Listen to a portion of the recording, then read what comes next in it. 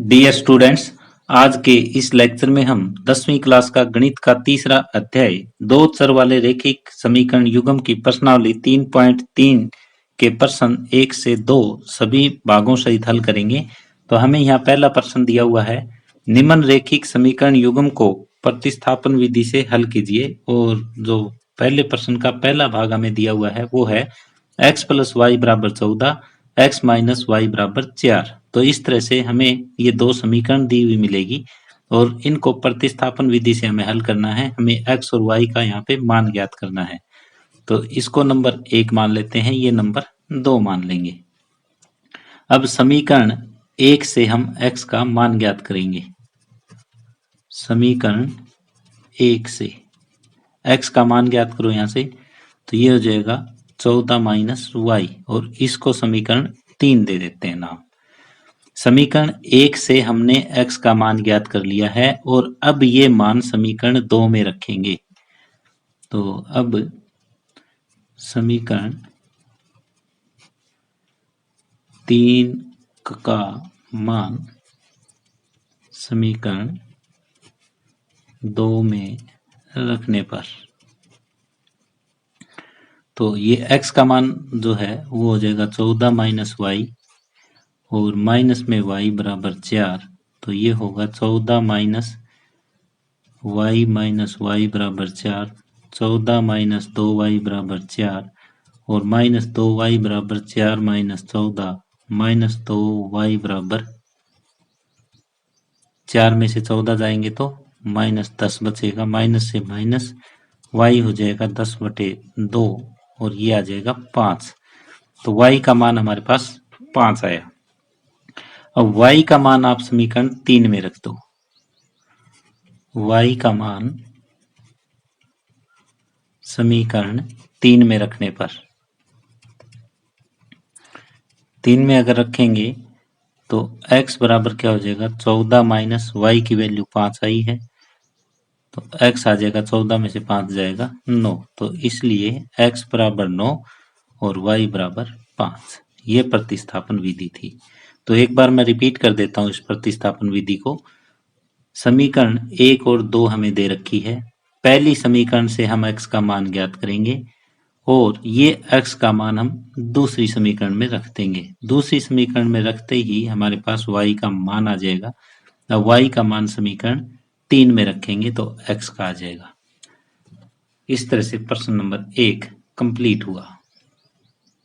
अब दूसरा प्रश्न हमें दिया हुआ है, s माइनस टी बराबर 3, s बटे 3 प्लस टी बटे 2 बराबर 6। ये समीकरण 1, ये समीकरण 2। तो समीकरण 1 से हम s का मान ज्ञात करेंगे। समीकरण 1 से s का मान ज्ञात करो, ये हो जाएगा 3 प्लस टी, और इसको समीकरण हम दे देते हैं 3। अब s का मान समीकरण 2 में भरो। 1 से s का मान ज्ञात कर लिया और समीकरण 2 में हम रखेंगे। हम समीकरण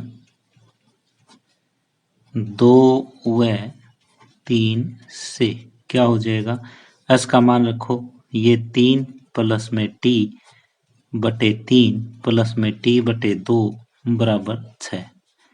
लघुत्तम ले लो, 6 आ जाएगा।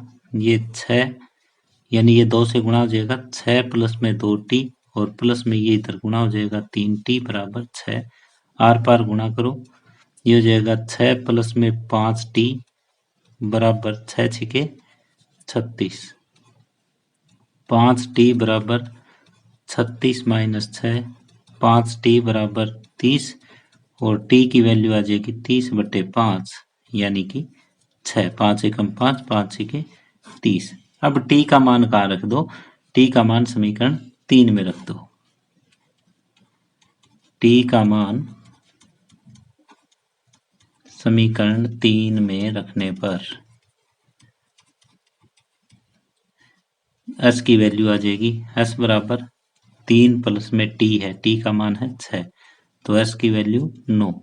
तो अतः अभीष्ट हल जो होंगे वो क्या होंगे, अतः अभीष्ट हल होंगे क्या होंगे, s का मान हमारे पास 9 आया और t का मान 6 आया। तो इस तरह से प्रश्न नंबर 1 का भाग 2 कंप्लीट हुआ। अब तीसरा भाग है 3x माइनस वाई बराबर 3, 9x माइनस 3y बराबर 9। हमें ये दो समीकरण दे रखी है और इनको प्रतिस्थापन विधि के द्वारा में हल करना है। तो समीकरण 1 से देखो x का मान ज्ञात करना आसान है या y का मान ज्ञात करना आसान है। तो यहाँ पे y का मान ज्ञात करना आसान है। तो समीकरण 1 से यदि x का मान ज्ञात करना आसान हो तो x का मान ज्ञात करेंगे, y का मान ज्ञात करना आसान हो तो y का मान ज्ञात करेंगे। तो यहाँ y का मान ज्ञात करना आसान है, माइनस वाई बराबर हो जाएगा 3 माइनस 3x। तो y की वैल्यू हो जाएगी, माइनस से इसको गुणा कर दो तो 3x हम पहले लिख देंगे माइनस 3। तो माइनस का है वो प्लस का हो जाएगा, प्लस है वो माइनस का हो जाएगा और इसको समीकरण 3 का नाम दे देते हैं। अब y का मान समीकरण 3 से समीकरण 2 में रखने पर y का मान समीकरण 3 से समीकरण 2 में रखने पर अगर हम ये रखें तो क्या हो जाएगा, y का मान यहाँ से 2 में रखो। पहले 1 से हमने y का मान ज्ञात किया और अब ये समीकरण 2 में रख देंगे। तो ये होगा 9x माइनस 3 गुणा y का मान 3x माइनस 3 बराबर 9। 9x माइनस 9x, ये 3 3 9 बराबर 9। ये 9x से 9x कट जाएगा, 9 बराबर 9 आया। तो ये तो x के प्रत्येक मान के लिए सत्य है। यहाँ ये x के प्रत्येक मान के लिए सत्य है। तो इसलिए हम कह सकते हैं कि समीकरण जो 1 और 2 है उसके अपरिमित रूप से अनेक हल होंगे। इसलिए समीकरण 1 व 2 के अपरिमित रूप से अनंत हल होंगे। ये थोड़ा सा डिफरेंट टाइप का क्वेश्चन है, मैं रिपीट कर रहा हूँ। हमें दो समीकरण दे रखी थी और इन दोनों समीकरणों को प्रतिस्थापन विधि से हल करना था। तो प्रतिस्थापन विधि ये होती है, समीकरण 1 से हम x या y किसी एक का मान हम ज्ञात कर लेंगे जिसका ज्ञात करना आसान हो। तो यहाँ y का मान ज्ञात करना आसान था तो मैंने y का मान ज्ञात कर लिया और समीकरण 2 में रख दिया। समीकरण 2 में रखते ही हमारे पास x का मान आना चाहिए था, लेकिन इधर भी एक अचर संख्या आ गई, इधर भी एक अचर संख्या आ गई और दोनों बराबर आई है। दोनों बराबर आई है तो x के प्रत्येक मान के लिए ये चीज सत्य है। तो x के प्रत्येक मान के लिए अगर ये सत्य है तो समीकरण 1 और 2 के अपरिमित रूप से अनंत हल होंगे। कई बार क्या होता है कि ये जो कांस्टेंट है इधर कोई और आ जाता है, इधर कोई और आ जाता है, ये बराबर नहीं होता। तो उस समय x का कोई मान हमारे पास नहीं होता, यानी कोई भी x y के लिए कॉमन हल नहीं होगा जो समीकरण 1 और 2 को संतुष्ट करता हो। तो अब यहाँ दोनों संख्याएं एक जैसी है तो ये प्रत्येक x के लिए सत्य होगा, इसलिए समीकरण 1 व 2 के अपरिमित रूप से अनंत हल हो जाएंगे। तो पहले क्वेश्चन का भाग 3 कंप्लीट हुआ। अब आगे हमें दो समीकरण दे रखी है और इन दोनों समीकरणों को प्रतिस्थापन विधि से हमें हल करना है, यानी x और y का मान ज्ञात करना है। ये समीकरण 1 मान लेते हैं, ये समीकरण 2 मान लेते हैं। पहली समीकरण से हम x का मान ज्ञात करेंगे। तो समीकरण 1 से x का मान ज्ञात करेंगे तो ये हो जाएगा 0.2x बराबर 1.3 माइनस 0.3y। तो x का मान ज्ञात करें तो 1.3 माइनस 0.3y बटे क्या हो जाएगा 0.2। ये मैंने मान x का ज्ञात कर लिया। अब इसको समीकरण 3 का नाम हम दे देते हैं। अब समीकरण 3 से x का मान समीकरण 2 में रखने पर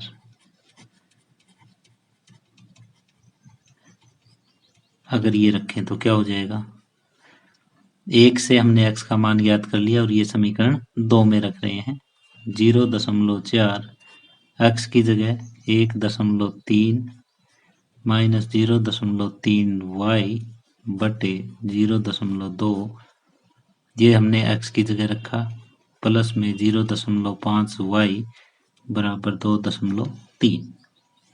तो ये देखो ये कट जाएगा 2 पे। अब 2 के अंदर गुणा करो, ये 2.6 माइनस 0.6 y प्लस में 0.5 y बराबर 2.3। अब y वाले अलग जोड़ लो और कांस्टेंट जो है उनको उधर ले चलो, तो माइनस 0.1 y बराबर ये 2.3 माइनस 2.6 माइनस 0.1 y बराबर ये हो जाएगा माइनस 0.3। इससे ये कट जाएगा, y की वैल्यू आ जाएगी 0.3 बटे 0.1। तो इसका मतलब ये कट के कितना आ जाएगा, 3।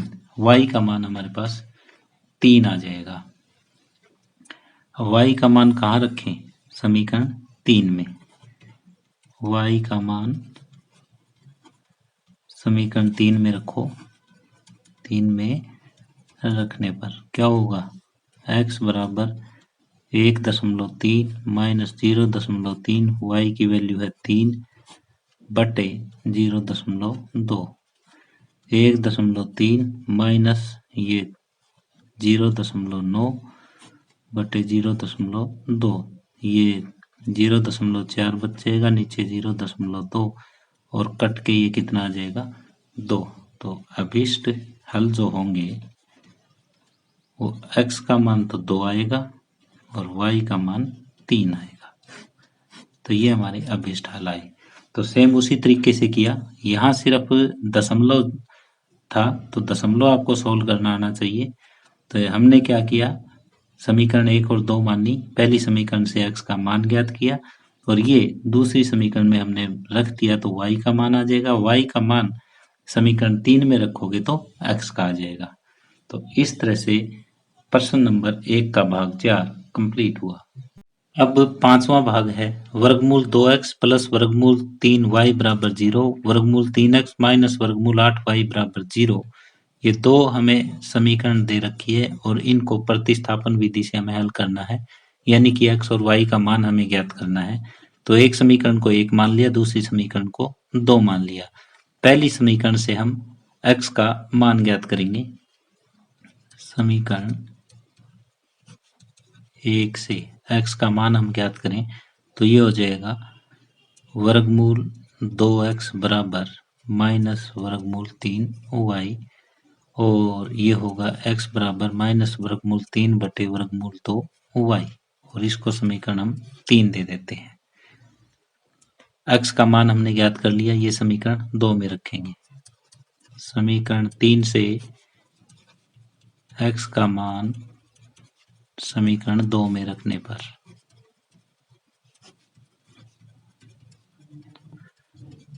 अगर ये रखें तो क्या हो जाएगा, वर्गमूल 3 x का मान हमारे पास है माइनस वर्गमूल 3 बटे वर्गमूल 2 इंटू वाई माइनस में वर्गमूल 8y बराबर 0।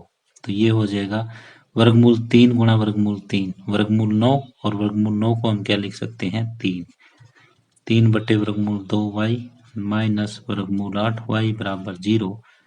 y इनमें कॉमन आ जाएगा, माइनस 3 बटे वर्गमूल 2 माइनस वर्गमूल 8 बराबर 0। तो y क्या होगा, 0 बटे ये सारी चीज माइनस 3 बटे वर्गमूल 2 माइनस वर्गमूल 8। तो 0 बटे कुछ भी हो क्या हो जाता है, 0 हो जाता है। तो y का मान आया 0। तो y का मान अब समीकरण 3 में रखेंगे। y का मान समीकरण 3 में रखने पर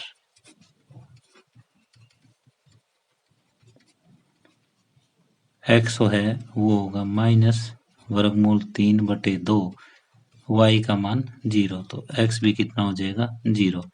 इसलिए जो अभीष्ट हल होंगे वो क्या होंगे, अभीष्ट हल जो है वो x भी 0 और y भी 0 ये हो जाएंगे। तो ये प्रतिस्थापन विधि से हमने क्वेश्चन सॉल्व किया है, बिल्कुल सेम उन्हीं लाइनों पे चला है। समीकरण 1 से हमने x का मान ज्ञात किया और ये x का मान समीकरण 2 में हमने रख दिया तो हमारे पास y आ गया। y का मान हमने 3 में रख दिया तो x का मान आ जाएगा। तो इस तरह से पहले प्रश्न का भाग 5 कंप्लीट हुआ। अब पहले प्रश्न का छठा भाग हमें दिया हुआ है कि 3x बटे 2 माइनस 5y बटे 3 बराबर -2, x बटे 3 प्लस y बटे 2 बराबर 13 बटे 6। ये दो समीकरण हमें दे रखी है और इनको प्रतिस्थापन विधि से हमें हल करना है। तो पहली समीकरण को 1 मान लिया, दूसरी समीकरण को 2 मान लिया। पहली समीकरण से x का मान ज्ञात करेंगे और दूसरी समीकरण में भर देंगे। तो समीकरण 1 से क्या होगा, 1 से ये होगा कि 3x बटे 2 बराबर -2 प्लस 5y बटे 3, ये उधर जाएगा तो प्लस का हो जाएगा, और 3x बटे 2 बराबर ये लघुत्तम 3 आ जाएगा -6 प्लस 5y ये होगा, और x का मान हो जाएगा -6 प्लस 5y बटे 3, और ये 2 ऊपर चला जाएगा, 3 नीचे आ जाएगा। गुणा करो, -12 प्लस में 10y बटे 9, ये x का मान आ जाएगा हमारे पास और इसको समीकरण 3 रख देंगे। अब देखो अब आगे हमें क्या करना है। अब x का मान समीकरण 2 में रखने पर, समीकरण 3 से x का मान समीकरण 2 में रखने पर, 2 में रखो x की जगह ये, तो ये हो जाएगा -12 प्लस में 10y बटे 9 है और गुणा में ये वाला 3 है, प्लस में y बटे 2 बराबर 13 बटे 6। तो ये यहाँ पे लघुत्तम जो है वो कितना हो जाएगा, पहले इसको थोड़ा सोल्व कर लो ताकि दिक्कत ना आए। प्लस में 10y बटे 27 प्लस में y बटे 2 बराबर 13 बटे 6। लघुत्तम इधर 54 आ जाएगा, -24 प्लस में 20y, क्योंकि 27 दूनी 54, ये 2 से गुणा हो जाएगा, प्लस में 27y बराबर 13 बटे 6। तो ये 54 उधर गुणा में चला जाएगा, 20 और 27 47, y माइनस 24 बराबर ये 13 गुणा 54 बटे 6, 6 निमे 54, 47y माइनस 24 बराबर 117, 47y बराबर 117 प्लस 24, 47y बराबर 124 और 17, 117 प्लस 24 7011 141, और y बराबर हो जाएगा 141 बटे 47, यानी कि कट के ये 3 आ जाएगा। y का मान हमारे पास 3 आ गया। y का मान अब यहाँ समीकरण 3 में हम रख देंगे। y का मान समीकरण 3 में रखने पर x आ जाएगा, x जो है वो -12 प्लस में 10 गुणा में 3 बटे 9, -12 प्लस 30 बटे 9, 30 में से 12 जाएंगे 18 बटे 9, और ये आ जाएगा 2। तो x का मान हमारे पास 2 और y का मान 3 आया। एक बार मैं इस क्वेश्चन को रिपीट कर रहा हूँ, वो इस तरह से कि समीकरण 1 से हमने क्या किया, x का मान ज्ञात कर लिया, वो x का मान हमने समीकरण 2 में रख दिया तो हमारे पास y का मान आया, y की न्यूमेरिकल वैल्यू 3 आ गई, तो ये वापस हमने समीकरण 3 में रखी तो x का मान 2 आया। तो जिस तरह से पहले 5 भाग किए हैं सेम इसी तरह से हमने छठा भाग किया है। तो इस तरह से प्रश्न नंबर 1 कंप्लीट हुआ। प्रश्न नंबर 2 है 2x प्लस 3y बराबर 11 और 2x माइनस 4y बराबर -24 को हल कीजिए और इसमें m का वह मान ज्ञात कीजिए जिसके लिए y बराबर mx प्लस 3 हो। पहले तो इन दो समीकरणों को हल करना है, यानी x और y का मान ज्ञात करना है, फिर x y का मान यहाँ रख देंगे तो m का मान आ जाएगा। तो हमें जो दी गई समीकरणें हैं वो है 2x प्लस 3y बराबर 11 और दूसरी है 2x माइनस 4y बराबर माइनस 24। ये समीकरण 1, ये समीकरण 2। अब प्रतिस्थापन विधि हमें लगानी है। समीकरण 1 से हम x का मान ज्ञात करेंगे। समीकरण 1 से x का मान ज्ञात करने पर x का मान ज्ञात करें तो 2x बराबर हो जाएगा 11 माइनस 3y और x होगा 11 माइनस 3y बटे 2 और इसको समीकरण हम 3 मान लेंगे। अब x का मान कहाँ रखें हम? समीकरण 2 में। समीकरण 3 से x का मान समीकरण 2 में रखने पर तो ये क्या होगा? 2 गुणा में 11 माइनस 3y बटे 2, ये 2x का मान हो गया, माइनस में 4y बराबर माइनस 24। तो ये 2 से 2 कट जाएगा। 11 माइनस 3y माइनस 4y बराबर माइनस 24। 11 माइनस 7y बराबर माइनस 24, माइनस 7y बराबर माइनस 24 माइनस 11 माइनस 7y बराबर माइनस ये 35 हो जाएगा, माइनस से माइनस कट जाएगा, y बराबर 35 बटे 7 यानी कि 5 आ जाएगा। 7 एकम 7, 7 5 35, y का मान 5 आया। अब y का मान कहाँ रखते हैं? समीकरण 3 में। y का मान समीकरण 3 में रखने पर 3 में अगर रखते हैं y का मान तो ये देखो क्या होगा, x बराबर 11 माइनस 3, y की वैल्यू है 5 बटे 2, x होगा 11 माइनस 15, 3 5 15 बटे 2, 11 में से 15 जाएंगे माइनस 4 बटे 2 और ये होगा माइनस 2। तो हमारे पास y का मान 5 आया और x का मान यानी y का मान 5 और x का मान माइनस 2 आया। अब हमें एक समीकरण दी है कि y is equal to mx plus 3, तो यहाँ से m का मान ज्ञात करना है। तो y का मान यहाँ रख दो, x का मान यहाँ रख दो। y का मान 5, x का माइनस 2 और प्लस में 3, y बराबर माइनस 2m प्लस 3, क्योंकि x का मान माइनस 2 है, m यूं का यूं रह गया, इसको इधर ले आओ। 5 माइनस 3 बराबर माइनस 2m और ये 2 बराबर माइनस 2m, इसको इधर ले चलो, 2m इसको उधर ले जाओ, माइनस 2m हो जाएगा माइनस 2 बटे 2, ये कट हो जाएगा 1 पे और m की कीमत माइनस 1।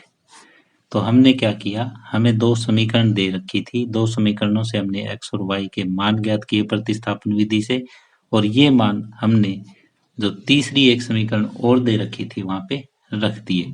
तो इस तरह से हमारे पास m का मान माइनस 1 आया। तो डियर स्टूडेंट्स, आज का लेक्चर हम यहीं समाप्त कर रहे हैं। यदि आपको ये वीडियो पसंद आई हो तो प्लीज इसे शेयर करें और लाइक करें। यदि आप इस चैनल पे नए हैं या आपने अभी तक इस चैनल को सब्सक्राइब नहीं किया है तो प्लीज इस चैनल को सब्सक्राइब कर लें और बेल वाला आइकॉन भी साथ में दबा दें ताकि आने वाले वीडियो के नोटिफिकेशन आपको समय पे मिलते रहें। धन्यवाद।